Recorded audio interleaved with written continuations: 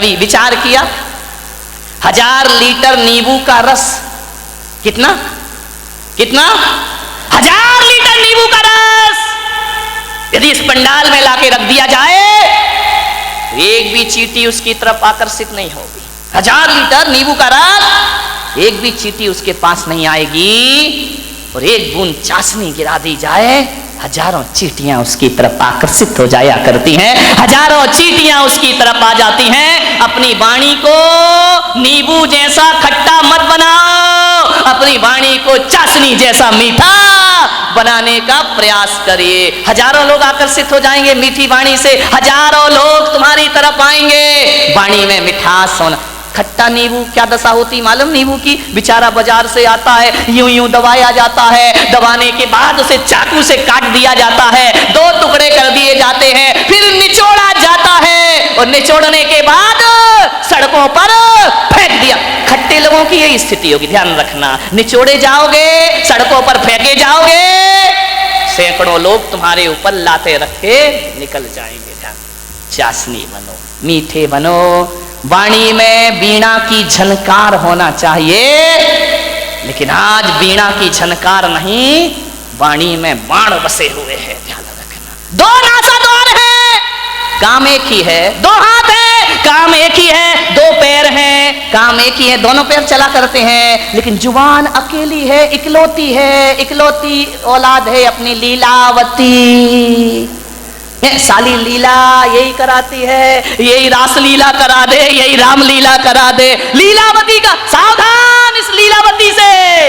2 अंगुल की जुबान 5 फीट के शरीर का सत्यानाश करा सकती है। ध्यान रखिए, ये जो लीलावती बैठी है ना, इस पे कंट्रोल रखो, कंट्रोल। ध्यान रखिए, ये जो लीलावती है बहुत नटखट काम करती है, पूरे शरीर में अकेली है, इकलौती औलाद है इस मुंह की। लेकिन एक बात ध्यान रखना, ये जो लीलावती है ना, है तो अकेली, काम डबल करती है। ध्यान रखना, एक चखना और एक बकना। ध्यान रखिए, जो 2 है वो एक काम करते, जो अकेली है वो ये चखती भी है और मीठा खाना याद रहा पर मीठा बोलना भूल गए। ध्यान रखिए, एक तोता तीखा तीखा खाता है, मिर्च खाता है तोता, मीठा मीठा बोलता है, और हम मीठा मीठा खाते हैं। बोल दो, तीखा तीखा बोलते हैं हमें जुबान से। जुबान को संभाल के रखो, वाणी सुंदर बनाओ। एक कितनी भी सुंदर महिला हो, खूबसूरत महिला हो, आसमान से उतरी हुई परी हो, ध्यान रखना, आप सोचते हो ना कि थोड़ी सी लिपस्टिक से हम बड़े अट्रैक्टिव लगेंगे। नहीं, कौन बोला महाराज हमारे पीछे क्यों पड़े हो तुम? ध्यान रख, लिपस्टिक लगा के आप सोचते कि हम सुंदर हो गए हैं। मैं आपसे निवेदन करता हूं, ओंठ कितने भी सुंदर बना लो, कितने भी लिपस्टिक लगा लो, कितने भी पतले ओंठ हो जाएं तुम्हारे, कितने भी गुलाबी ओंठ हो जाएं, लेकिन वाणी कड़वी हो तो बताइए आपका सौंदर्य कितनी देर टिकने वाला है? ओंठों का सौंदर्य ज्यादा नहीं टिका करता है। मुझे तो समझ नहीं आता है, ये महिलाएं लिपस्टिक लगा के अपने को सुंदर समझती हैं, आदमी तो लिपस्टिक नहीं लगाता ना। नहीं, बारामती का मुझे पता, लगाते हो क्या? नहीं लगाते ना। एक बात बताओ, ये सोचती है लिपस्टिक से सुंदरता बढ़ती है, तो लिपस्टिक लगा के सुंदर दिखने वाली देवी हो, बिना लिपस्टिक वाले पे क्यों मरती हो? फैसला करो, फैसला। ये तो लिपस्टिक जान इन पे देती है लोग। ध्यान रखिए, इसका मतलब है लिपस्टिक कितनी भी अच्छी हो, चेहरे की सुंदरता कितनी देर की? आधे घंटे। एक बात बताओ, एक सुंदर चेहरे को एक बार देखोगे, 2 बार देखोगे, 3 बार देखोगे, बार बार देखोगे, उस चेहरे से भी जी भर जाएगा। ध्यान रखिए, ध्यान रखना। ज्यादा सुंदर चेहरा कितने दिन अच्छा लगेगा? 1 साल, 2 साल। कितनी भी सुंदर पत्नी ले आओ बेटा, साल भर बाद तो वही हालत है कि वो बड़बड़ा रही है, अपन चुपचाप सुन रहे हैं बैठ करके। खाना खाएगी तभी बोलेगी। ध्यान रखना, ये आदमियों की जिंदगी इसी में, बेचारे हर थके हुए हारे हुए तो आते हैं दुकान से, वो जैसे ही आया और इनकी रामायण शुरू हो जाया करती है। देवरानी ने ये कहा, जिठानी ने वो कहा, तेरी अम्मा ने एक परसते भी जा रही है। महिलाओं से निवेदन है, जब पति घर में आए तो उसकी थाली में रोटी परोसो, रोटी दिन भर की किचकिच मत परोसो उसकी थाली में, वरना थाली फेंक करके इतना परेशान। उसी समय मैंने एक महिला से बोला, खाते समय क्यों बोलती हो? बोले खाते समय तो वो चुपचाप सुनता है, मुंह में रोटी रहती है, सुनते रहता है, अपन बोलते जाओ, देवी बोलते जा रही, बोलते जा रही, बोलते जा रही है, वो बेचारा खाते जा रहा, खाते जा रहा, क्या करे, इधर सुने या इधर सुने, खा रहा। ऐसी हालत है जैसे सड़क के किनारे भुट्टा सिकता है ना, भुट्टे नहीं सेकते रहते, वो एक हाथ से हवा करते जा रहा, भुट्टा सिकते जा रहा, हवा करते जा रहा, भुट्टा सिकते जा रहा, रोटी पटकते जा रही, भुट्टा सिकते जा रहा, सिकते जा रहा, सिक गया भुट्टा, क्या रोटी खाए बेचारा। ध्यान रखो, खाते समय तो कहा है कुत्ते को भी परेशान, ये तो फिर क्या बोली, इतनी तेज है बारामती की महिला है, इतनी तेज, इतनी तेज, इतनी तेज कि एक दिन दो पति पत्नी बाजार गए, पति ने पत्नी से कहा, तू कहे फैशन है, तू कहे तो एक कुत्ता खरीद ले। पत्नी ने ऊपर से नीचे तक देखा, बोली क्या जरूरत है? बोली जब से तुम मिले हो। कौन बोला हर तमन्ना पूरी हो गई मेरी? ध्यान रखिए, मान्य। एक बच्चा रो रहा था, बहुत जोरों से रो रहा था, पत्नी ने कहा देख भी नहीं सकते हो, बच्चा रो रहा है, मैं खाना बना रही हूं। तो बोले पहले सुन तो ले, काय के लिए रो रहा है? अरे बोले जो भी रो रहा कर दो पूरा। बोले नहीं पहले सुन। बोले क्या? ये रो रहा है कि मुझे गधे पे बैठना है। तो पत्नी ने कहा कंधे पे बिठा के 3 चक्कर नहीं लगा सकते क्या? कुछ लोगों को घर जाके समझ में आएगा, ध्यान रखिए। एक बार यही दुर्घटना घट गई, एक बच्चे ने पूछा अपनी मम्मी से कि मम्मी एल्बम देख रहा था शादी का। बोले पापा घोड़े पे बैठ के आ रहे हैं। बोले हाँ। बोले मम्मी एक बात बताओ, ये शादी में दूल्हा घोड़ी पर बैठ कर ही क्यों आता है, गधे पे बैठ के क्यों नहीं आता है? बोले बेटा एक गधा दूसरे गधे पे नहीं बैठ सकता है। ध्यान रखिए, मीठा बहुत मीठा बोलिए जिंदगी में, मीठी बाड़ी बोलिए, विचार करना है आपको, वाणी में मिठास भरो। लिपस्टिक से जीवन सुंदर नहीं होता है। लिपस्टिक की सुंदरता 1 दिन 2 दिन 3 दिन, साल भर बाद वो चेहरा बेकार लगने लगता है, ध्यान रखना। लेकिन यदि वाणी मीठी हुई ना तो मिलते समय भी अच्छा लगता है, और बिछुड़ जाओ तो मीठी वाणी की याद जब जब आती है तब तक सुख की अनुभूतियां प्रारंभ हो जाया करती हैं। मीठी वाणी तो वो होती है बिछड़ने के बाद भी आदमी को याद रहा करती है, ध्यान रखिए। मैंने बारामती में भी ज्यादा घूमा नहीं हूं, उधर गया था पीछे एक दिन, इतने सुंदर मकान, मैंने कहा क्या गजब कर रही है भाई, मैं तो आया था गांव समझ के, लेकिन ये तो शहरों को भी पीछे कर रहा है, ध्यान रखिए। डाउट है तो ताली मत बजाओ, है ना। इतने सुंदर मकान, इतने सुंदर मकान, इतने खूबसूरत फर्नीचर लगा है मकानों में, विदेशी टाइल लगे हुए हैं, ध्यान रखना। इतनी सुंदर डिजाइन है, महंगा फर्नीचर, महंगी कार खड़ी है दरवाजे के बाहर, विदेश से पर्दे मंगा के लगाए गए हैं, एक से एक सीनरी लगी हुई है, खूबसूरत संगमरमर लगा हुआ है, इतना सुंदर कि उसमें अपना चेहरा दिखाई दे जाए।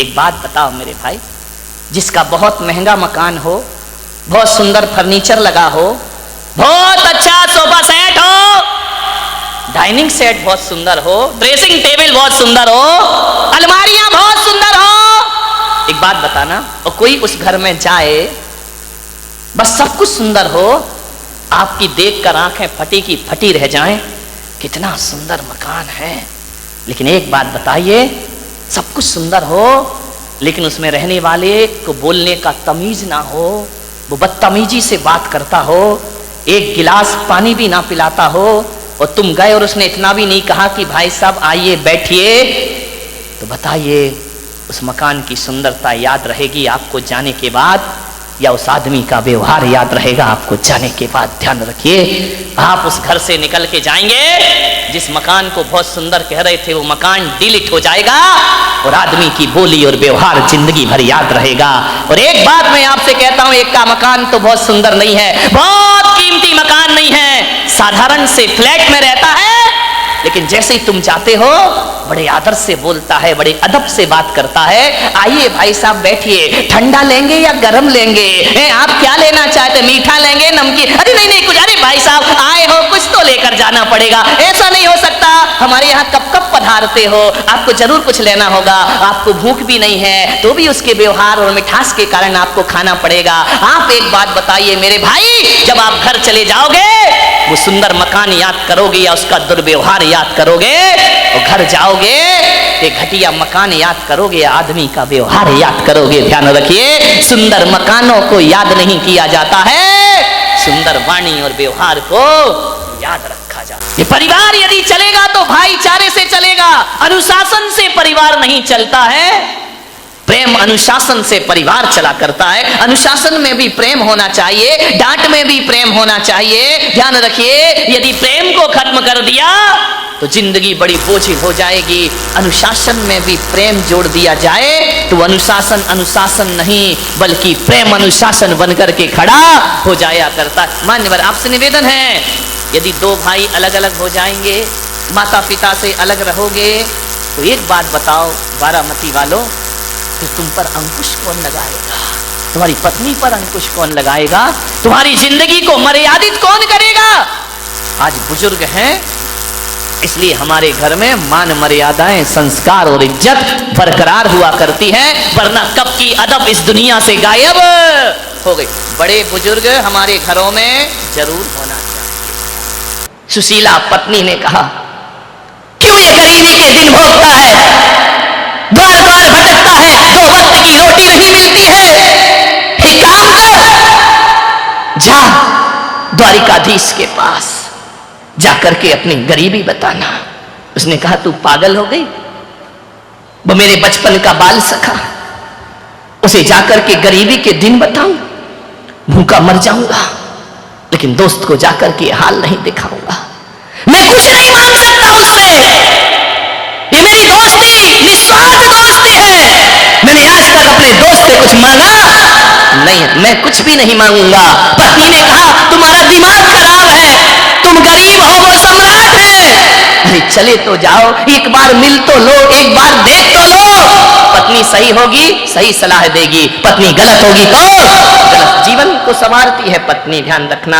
एक सही सलाह देने वाली पत्नी मिल जाए तो मैं कहता हूं पत्नी से बड़ा दुनिया में कोई दोस्त भी नहीं हुआ करता है। यदि सही सलाह देती है बहुत अच्छी दोस्त होती, जीवन की हमसफर होती है। पत्नी केवल भोग की वस्तु नहीं हुआ करती है, पत्नी केवल काम करने वाली नौकरानी नहीं हुआ करती है, पत्नी जीवन की परम मित्र भी हुआ करती है। और परम मित्र ऐसी होती है कि दशरथ के युद्ध में यदि पहिया गिर जाए रथ का तो पत्नी उंगली लगा करके रथ को युद्ध के क्षेत्र से बाहर कहते लेकर के आ जाती है। पत्नी भी एक मित्र होती है, ध्यान रखना। जाओ तुम द्वारिकाधीश के पास। उसने कहा, तू देख ज्यादा जिद मत कर। बोले एक काम करो। बोले क्या? मत मांगना, मिल लो। अब जाने की तो जल्दी मची, मिल लो ये शब्द बड़ा समझ में आया उसके। गया, पत्नी से बोला, देख सम्राट के दरवाजे पे जा रहा हूं। ऐसा भिखारी सा जाऊंगा क्या? देख कुछ कपड़े पड़े हैं क्या? पत्नी भीतर गई, एक मटके में एक अंगरखा रखा था, फट गया पुराना, लेकिन मन में तो था कि कुछ तो पहन कर जाऊं। पहन के गया। कहानी मालूम है आपको, ऐसा नहीं है कि नहीं मालूम है। अंगरखा बांधा, 3 मुट्ठी चिवड़े रखे, चला दोस्त से मिलने। मांगूंगा नहीं, मन में यही सोच, मांगूंगा नहीं। मांग मांगना तो मरने के समान हुआ करता है, मांगूंगा नहीं। लेकिन बहुत दिनों से द्वारिकाधीश को देखा नहीं, वो क्या जाने द्वारिकाधीश क्या है। उसकी नजरों में तो आज भी कन्हैया है, आज भी वही कृष्ण है, आज भी वही कान्हा है जो जंगलों में गाय चराया करता था। वही सोच के जा रहा, गरीब है, तन पे कपड़े नहीं, वो क्या जाने सम्राट क्या होते हैं। वही दिमाग में रख के जाता है, वही कन्हैया मिलेगा, वही कृष्ण मिलेगा।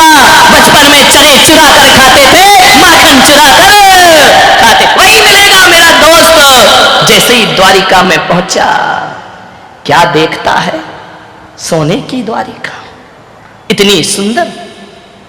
रोज प्रातः जिसकी बीथियों पर गुलाब जल सिंचा जाता है, जहां बेल लताएं लहराती हैं, द्वार द्वार तोरण द्वार बने हैं, रंगोलियां चौक बनकर के दरवाजों पर पड़ी है। हजारों लोग आ रहे हैं, जा रहे हैं, आंख फटी की फटी रह गई उसकी। ये द्वारिका, स्वर्ग जैसी द्वारिका। ऐसा लगता है देखकर इंद्र की अमरावती धरती पर उतर आई हो। बड़े बड़े गजराज, अश्वरोही, पदयात्री, देख करके आंख फटी रह गई। उसने कहा, पगली, कहां भेज दिया तूने मुझे? इतनी सुंदर द्वारिका नगरी, सोने की द्वारिका थी। ध्यान रखना, जिस नाम के पीछे का लग जाए ना, वहां सोना ही सोना होता है। ध्यान रखना। नहीं मालूम द्वारिका काय की थी? सोने की। लंका काय की थी? अमेरिका, सोने ही सोना। ध्यान रखना, जहां का लग गया वहां कंचन ही कंचन है। मान्य गया देखा, इतनी सुंदर द्वारिका, आगे फटी की फटी। पूछा जा करके, राजगीरों से हो भाई? बोले चल है। बोले नहीं, इतना बता दो, द्वारिकाधीश कहां रहते हैं?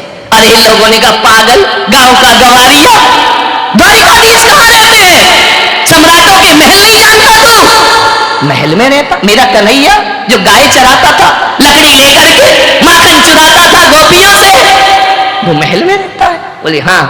बोले मुझे बता दो, सुबह से शाम हो गई, द्वारिकाधीश का घर बता दो मुझे। किसी ने कहा, वो जो सोने का महल दिख रहा है ना, ये द्वारिकाधीश का महल है। आंखें चौंधी आ गई उसकी, द्वारिकाधीश इसमें रहते हैं। गया हारा सा। जब मित्र बहुत ज्यादा धनवान होता है ना, तो हीन भावनाएं मन में आती हैं। ये क्या पहचानेंगे मुझे, ये क्या जानेंगे मुझे, ये मुझसे बात करेंगे या नहीं करेंगे? द्वारिकाधीश का महल, द्वार पे गया, भैया द्वारिकाधीश से मिलाओ। लोगों ने चला, कहां द्वारिकाधीश? पागल है क्या? शकल देख, अपनी औकात देख, फटे पुराने चीथड़े पहना है। वो कह रहा द्वारिकाधीश से मिला दो, मेरा बाल सखा है। बोले पागल हो गया, पागल खाने में डालो इसको।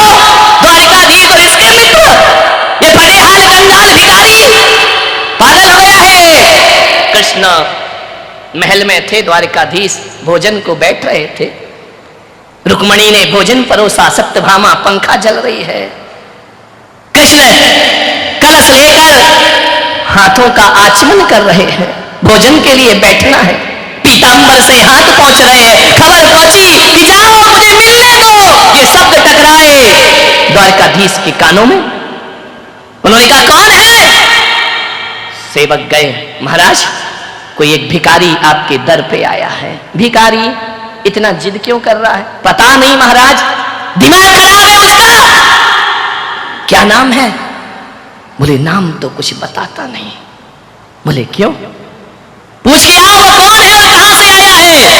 सैनिक दूसरे दौड़े आए। बोले महाराज एक भिखारी है, आंखों में कीचड़ है, पैरों में पदत्राण नहीं है, कपड़े फटे हुए हैं, एक कंगाल है, मानसिक रूप से विक्षिप्त है, अपना नाम सुदामा बताता है। सुदामा मेरा मित्र।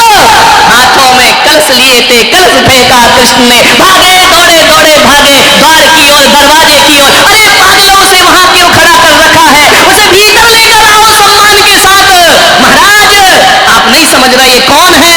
अरे छोड़ो, कहते हैं नारायण। कृष्ण दौड़े दौड़े भागे, पीतांबर नीचे गिर गया। जाके देखा सुदामा खड़ा है। पगले देखा सुदामा ने पीतांबर वस्त्र धारण किए, मोर मुकुट धारण किए, नारायण श्री कृष्ण राजसिक प्रसाद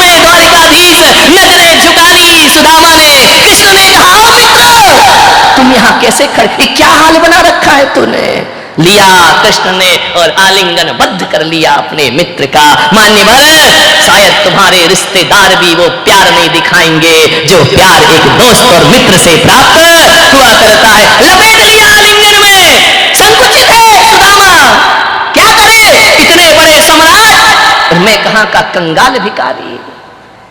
हाथों का सहारा देकर कृष्ण ले गए। रुक्मणी ने देखा, कौन है, इतने सम्मान से लेकर आ रहे हैं। ले जा करके बिठाया ऊंचे आसन पर। रुक्मणी से कहा, इसके पैर धो, देखो कैसे पैरों में बीमारी फट रही है, खून रिस रहा है। पागल कहीं का, पदत्राण भी नहीं पहनता है। कलश से पैर धोए, संकुचित है सुदामा। ऐसे भी कोई दोस्त होते हैं दुनिया में, ऐसे भी कोई मित्र होते हैं दुनिया में। पैरों को अपने दुपट्टे से पोंछ रहे नारायण कृष्ण, आंखों से आंसू गिरा रहे। पगले, ये क्या हाल तेरा है, ये क्या परिस्थिति बना ली तूने। चल स्नान कर। स्नान कराया, गुलाब की पंखुड़ियों के जल से स्नान कराया, सुगंधित लेप लगाए। ये कैसा दीनहीन जीता है तू, मेरा मित्र होकर। कुछ नहीं बोला अभी तक सुदामा, एक शब्द भी नहीं बोला। प्रेम जहां मुखर होता है ना, तो शब्द मौन हो जाया करते हैं। कुछ नहीं बोल रहा। तू इतना लजाया सा क्यों है, तू इतना संकुचित क्यों है पागल। देखना, मित्र के घर इतने वर्षों के बाद तूने याद किया है मुझे, कहां था तू। कुछ नहीं बोला, मौन है। भोजन परोसा। कृष्ण ने कहा, शादी कर ली। सिर हिला दिया, हाँ।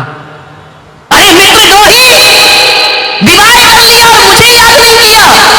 एक बार तो मुझे खबर देता। मन ही मन कह रहा, तुम कहां सम्राट और मैं कहां कंगाल।